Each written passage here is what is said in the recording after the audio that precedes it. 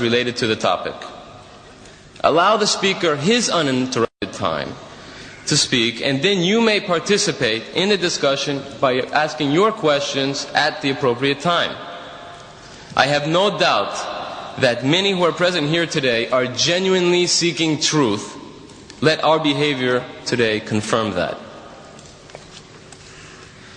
It is my great privilege and honor to introduce a world-renowned Muslim scholar of the Christian Bible and comparative religions, director of the Islamic Propagation Center International in Durban, South Africa, the author of dozens of books, a great lecturer and debater who has debated with Jimmy Swaggart, the United States evangelist, Professor Clark, Dr. Robert Douglas of the Zwimmer Institute, and so on and so on. His credentials are too numerous to list here.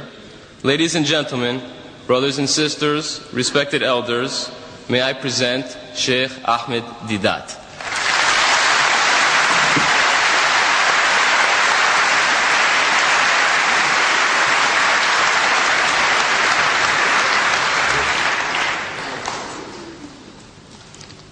أعوذ بالله من الشيطان الرجيم بسم الله الرحمن الرحيم وإن عاقبتم فعاقبوا بمثل ما عوقبتم به ولئن صبرتم لهو خير للصابرين صدق الله مولانا العظيم. Mr. Chairman and brethren, the subject that has been advertised, as you read it in the paper, was not the original topic of discussion this afternoon. The original topic, as we wanted to advertise, was the subject of this book. Each and every one of you have it. If you have it in that envelope, please take it out. Have a look at it. Everyone is supposed to have this booklet. The cover, it says, How Salman Rushdie fooled the West. That is how we wanted to advertise, in two colors, which we had planned. We sent it over, the negatives, for publication. But the so-called British Free Press, they couldn't stomach it. How Rushdie fooled the West. They won't advertise that. They won't take our paid adverts. Believe me, I am talking about your great country, which stands for freedom of speech and expression. For who? Not for everybody, for certain selected groups. This innocent advertisement, how Rushdie fooled the West, they couldn't stomach that.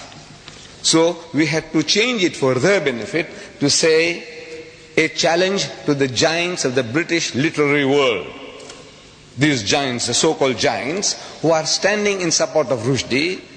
I have been reading their statements. They said, never mind what he says, we support Rushdie. Never mind what he says.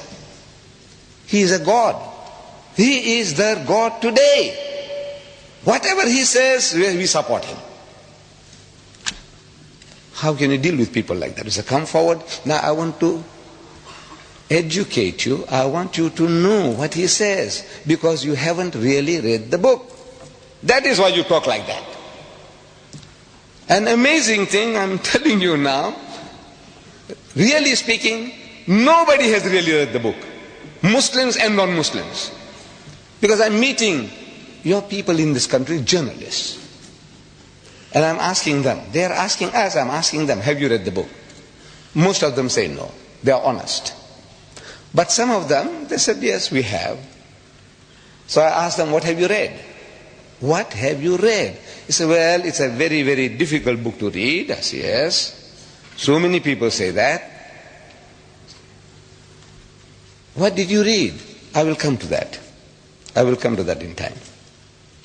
Now, this book came out in September 88, I take it. And there was a furore among the Muslims of Britain.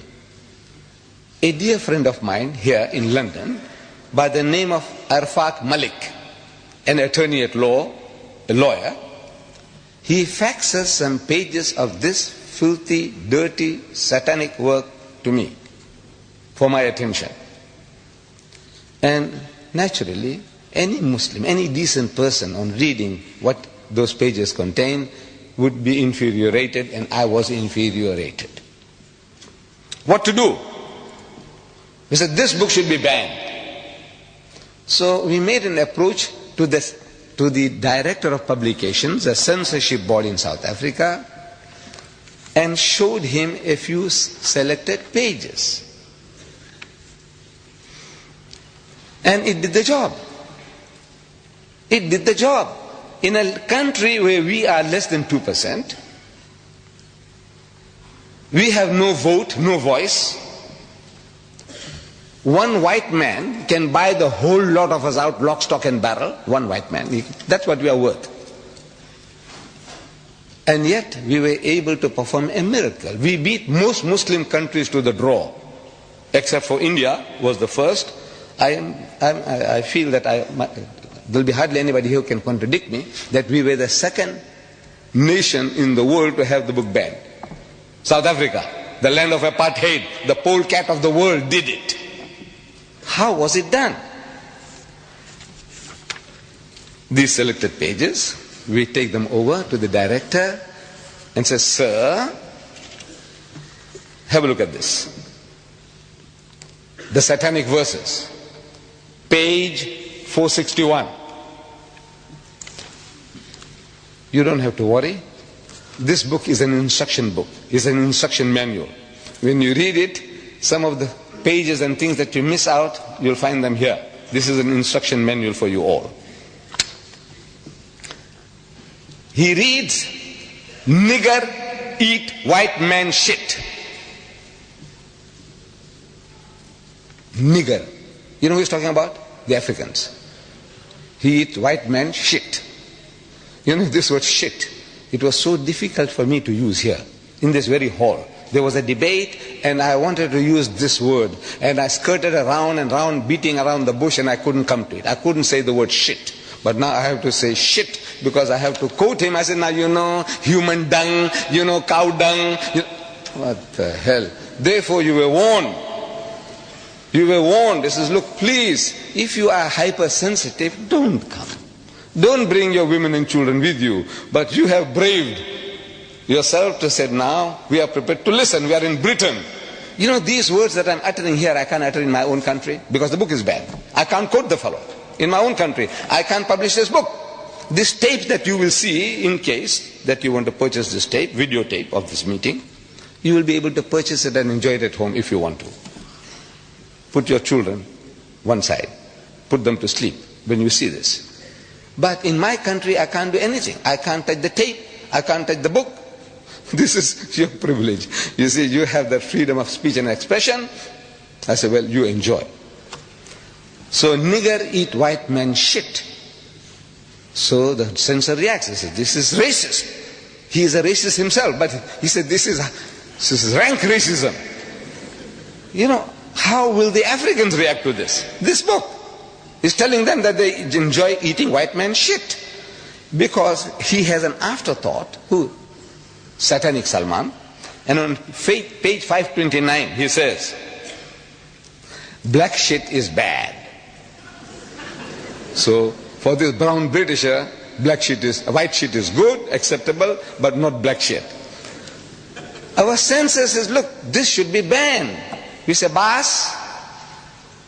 You say boss. We say boss. That's his language. You say boss. This is your privilege. He says, you know, boss, sir, master. He is coming to South Africa to promote his book.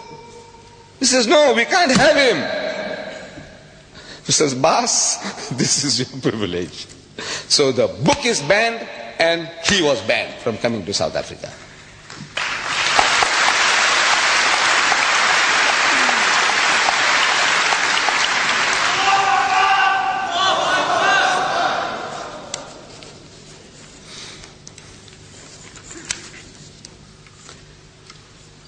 We could have done the same thing here.